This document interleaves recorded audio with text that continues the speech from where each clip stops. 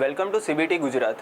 તો આજે આપણે જોઈશું કે રજિસ્ટર કઈ રીતના કરવાનું સીબીટી ગુજરાતમાં, કઈ રીતે ક્રોમમાં તમે એને ઓપન કરશો, એ આપણે આખી પ્રોસેસ આજે જોઈશું. તો સૌથી પહેલાં તમારે ક્રોમનું ટેબ ખોલી લેવાનું.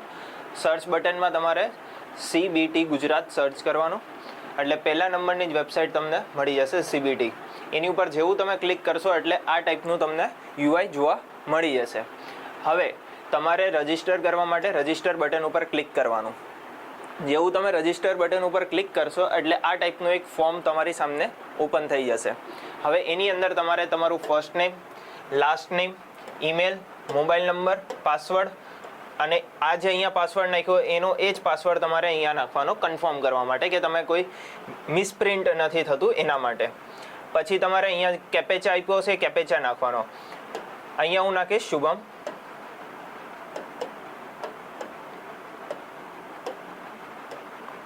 લાસ્ટ નેમ હું મારું નાખીશ જોશી. ઈમેલ એડ્રેસ હું નાખીશ મારું.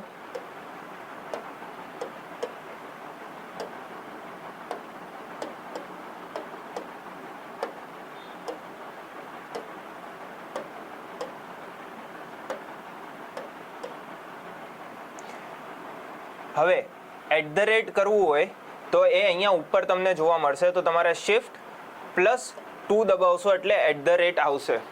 આ @ પછી તમારે લખવાનું છે જીમેલ, gmail.com.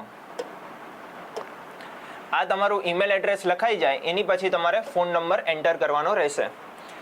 હું ફોન નંબર મારો નાખું છું.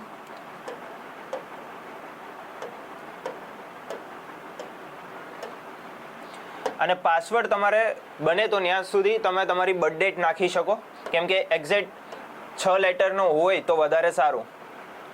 6 થી વધારે પણ હોઈ શકે, બટ 6 એટલીસ્ટ રાખવાનો, 6 ડિજિટ સુધીનો.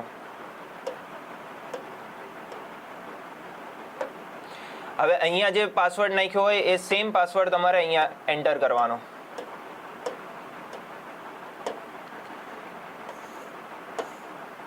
અહીંયા કન્ટ્રીમાં ઇન્ડિયા જ રાખવાનું અને અહીંયા જે કેપેચા છે 192934 એ સેમ ટુ સેમ તમારે અહીંયા નીચે એન્ટર કરવાનો.